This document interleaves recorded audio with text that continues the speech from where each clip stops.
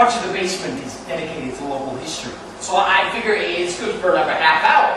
I wind up with one definite, a couple of maybes, it depends where we'll shift. The one that I want is this huge Victorian facsimile of an older history of London.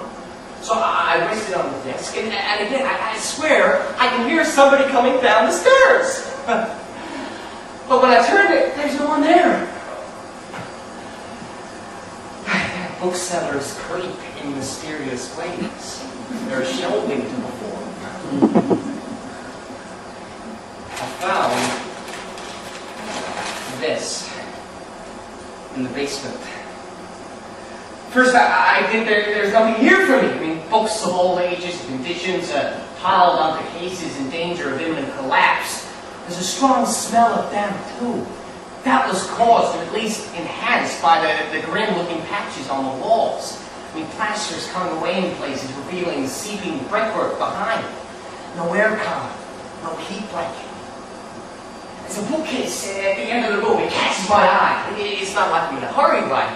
I'm looking mostly at old everyday editions, leather-bound, quite attractive, but not worth carrying. And I'm about ready to give up, to go and pay what I've already put aside, when something tells me to turn back, to look again. So I stand square onto the bookcase, run my eyes over the shelves, and I've seen something without really seeing it.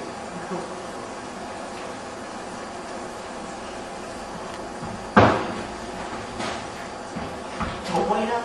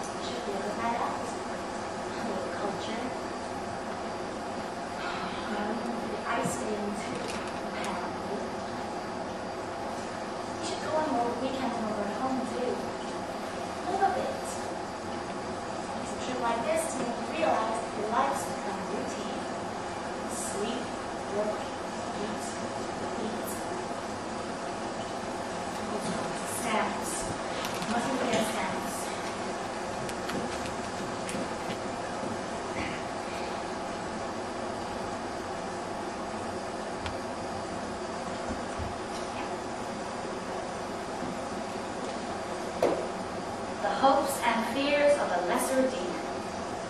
Part 2. What in God's name have you discovered this time? The effects of deciduous trees on their environments. Folk festivals in the area. An analysis of the tensile developments on the oil-bearing platforms.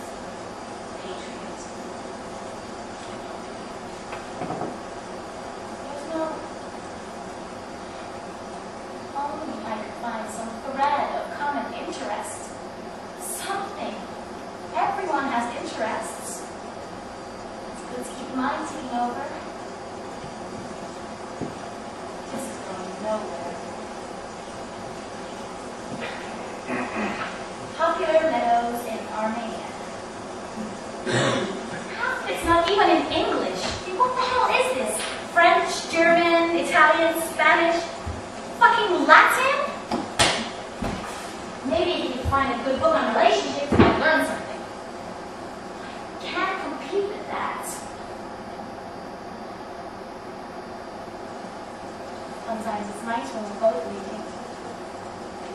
Peacefully.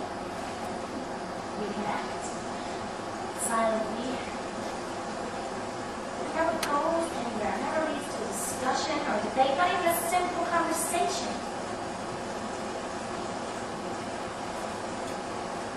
It reminded me of our wedding day. Imagine that.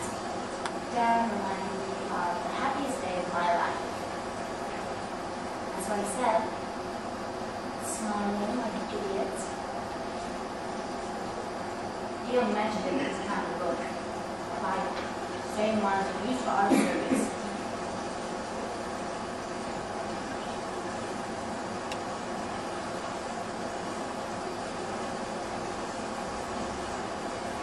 Yes.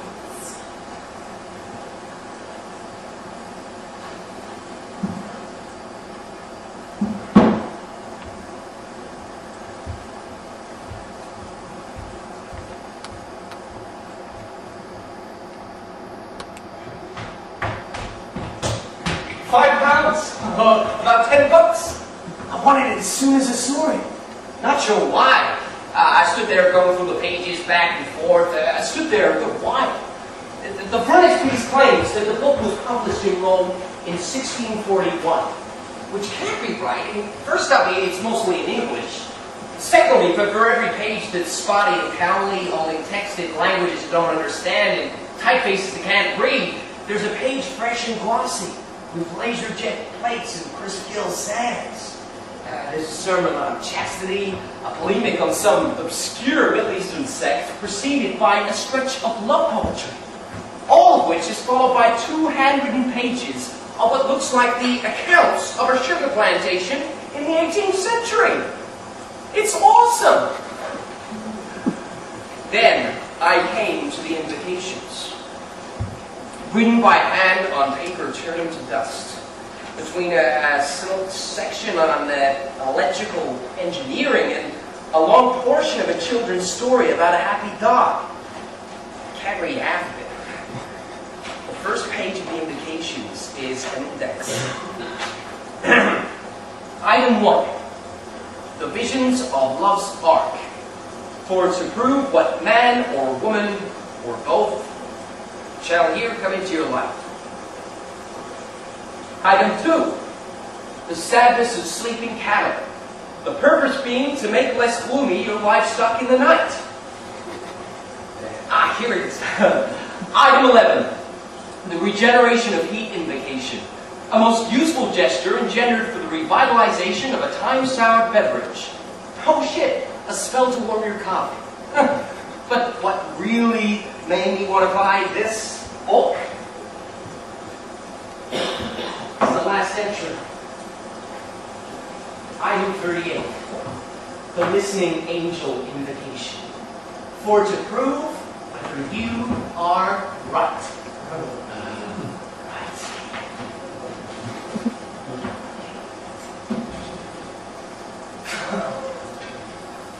Oh, it's frightening how stupid this is.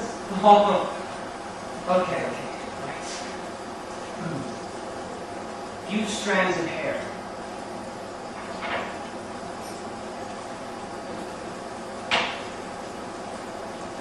A secretion.